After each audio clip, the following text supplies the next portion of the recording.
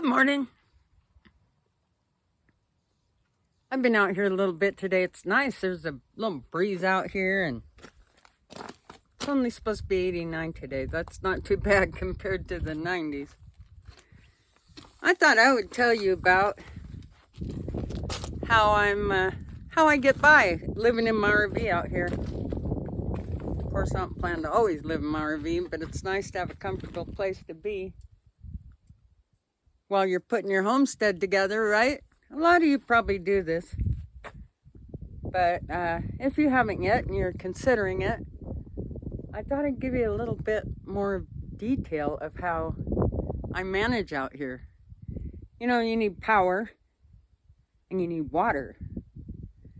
And I've got this old rig. I have her hood up because I have my wiring going in there, and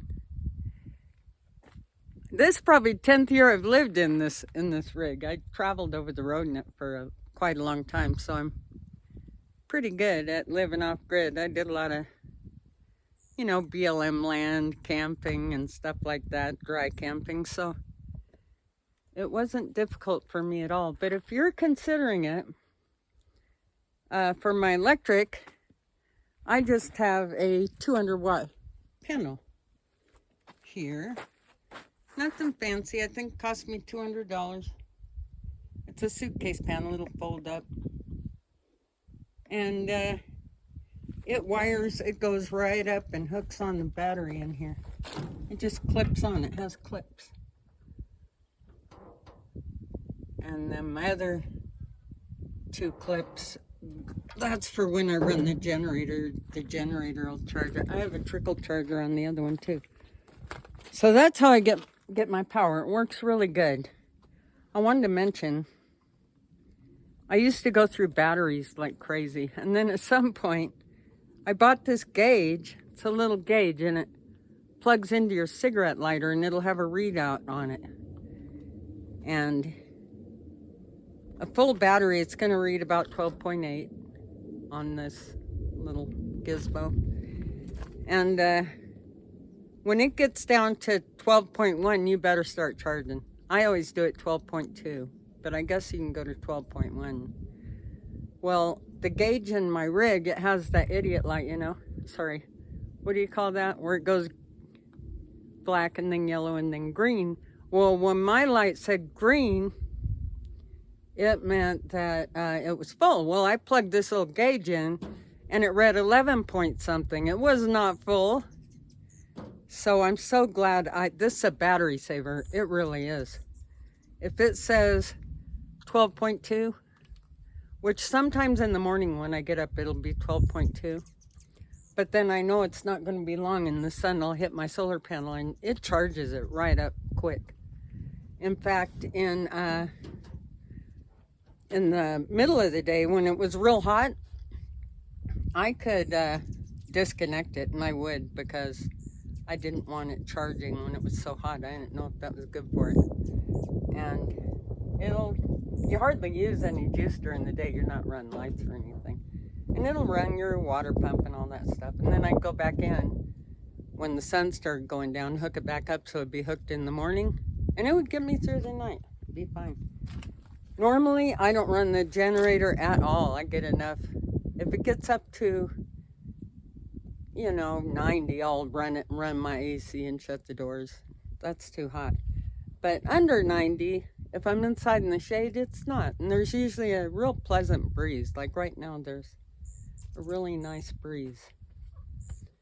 Anyway, so that's how I do my electric. And it works great. It works real good. That 200, I only have the one. It's a sealed deep cycle battery. Now they have those, what are they called? Lithium phosphate batteries. You can run those all the way down, and that's what I'll use at the cabin. But in here, I just have a regular sealed deep cycle. So for my water, I love my little water system. Let me show you this. I picked up this ice chest when I was in Quartzsite. Someone left it by the dumpster, and I wanted it specifically for this system. So This hose goes to my water tote, and I bought an adapter. The adapters look like this. This is just extra I have. But they clamp on. There's different types of water tote connectors, and this is just the type I needed. It clamps right over there, and then the hose can fit on here. So that's what this goes to. It goes to the tote and just screws right onto this adapter. And then here is, I put the splitter. This one goes to my garden, and this one is to film. Wait, that is not how it goes. I'm sorry. This one goes to my water tote. This one is my hose I have on my hose hanger out there. I fill the RV with that. This one goes to the garden for my irrigation. So, I hope I'm not making this complicated. This, this is a standard RV water pump. And it'll have those two wires on it here that you'll connect inside in your RV. And it came with this filter. I put this filter in here too, because you want to save. You can pick these up though. I have another one in the house that I bought. They're about 10 bucks. Anyhow, keeps any kind of particles from going into your pump. Now this is the wiring. You have these two wires coming out, and I had a long extension cord I wasn't using, and I split it in half, and trimmed that plastic off and connected it, one to each wire. Then that goes out that hole, and I put it inside of a piece of old hose, because it goes under my rocks, and it goes right up here. And I have this switch, which I'm going to turn on in a minute because I need to water the garden. And then this part, so this just goes in and wires. There's two connectors here.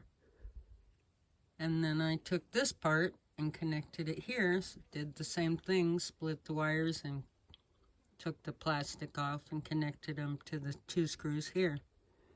And then that goes up and has clips that clip on the battery posts like the solar panel does. So then,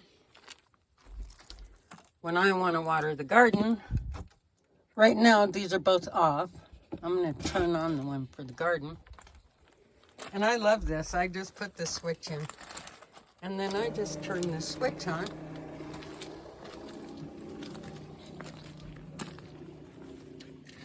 And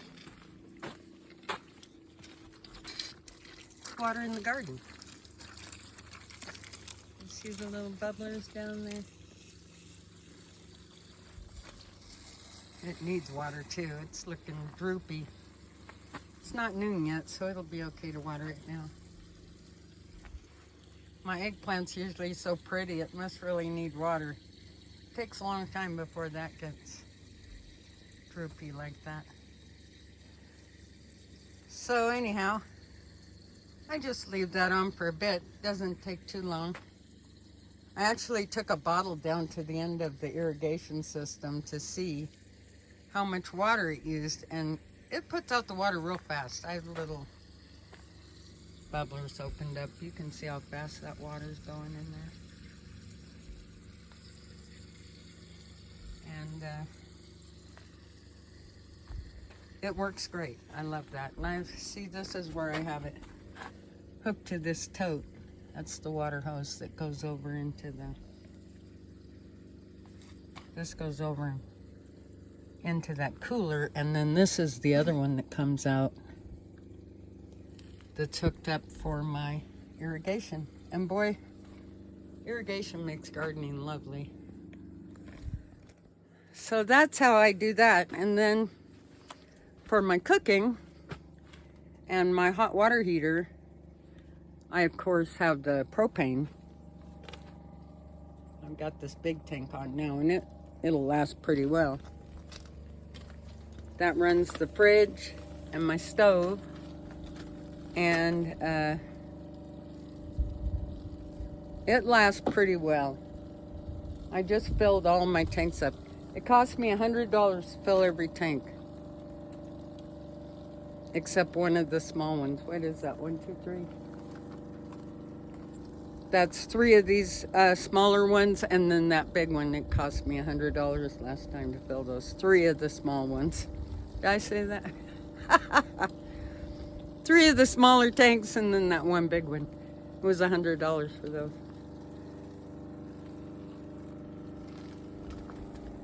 So then,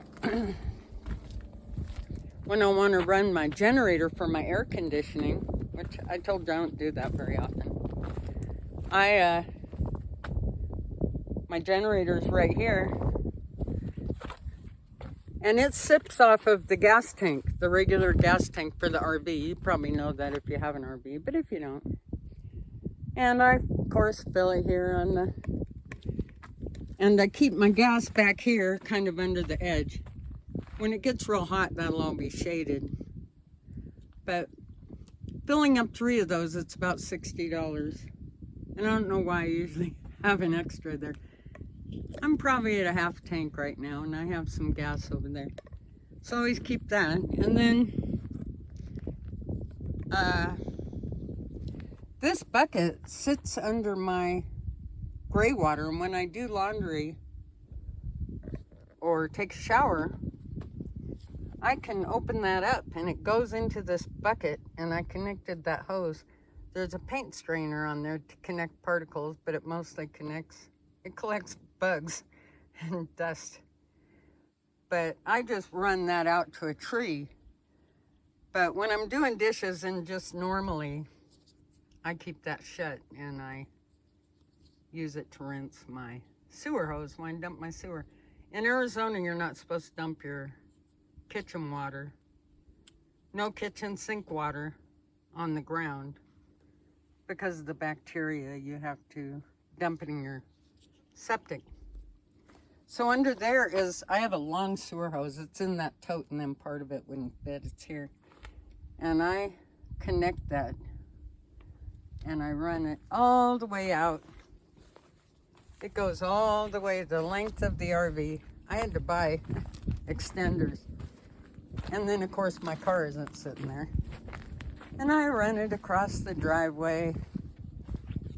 And it goes over, see where that orange adapter is. It goes over here.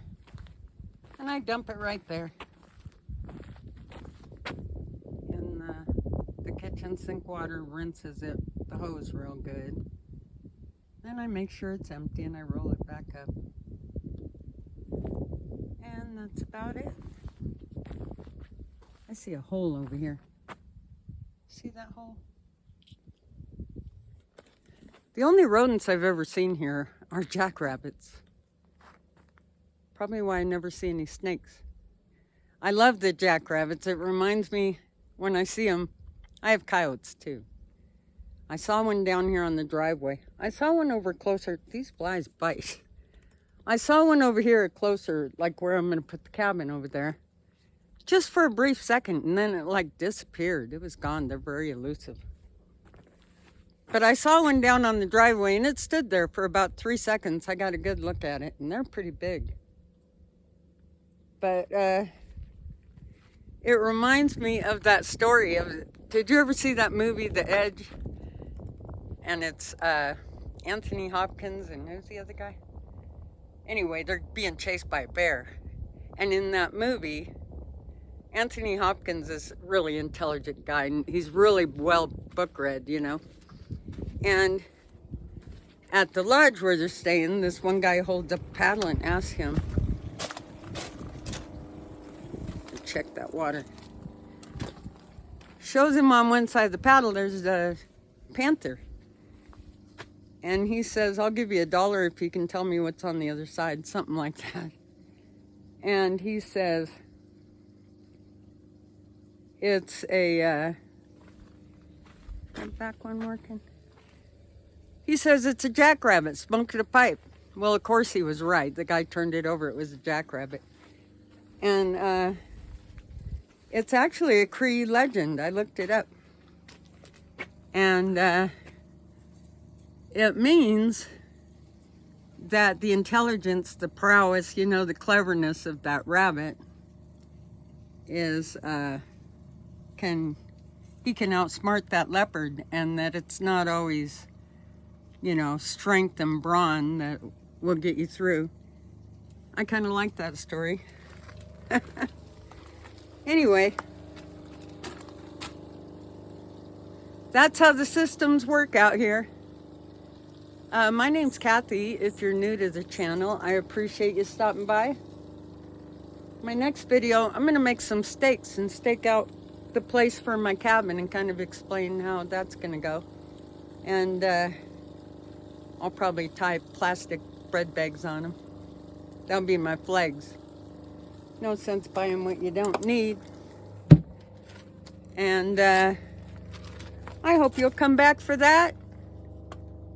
I'll get it measured out. I'll show you how to do the areas so you know it's square. And turn that water off. And oh, I want to tell you, my water, I have this water delivered. It cost $120. I have 4 totes, so it's a little over 1,000 gallons. He comes in his big old truck with a big long hose and fills those up for me. So anyhow, that's how I get my water. So yeah, again, I'm Kathy. I hope you'll stop by again. All things crazy and clever and wonderful on the homestead. You guys take care. Have a wonderful day.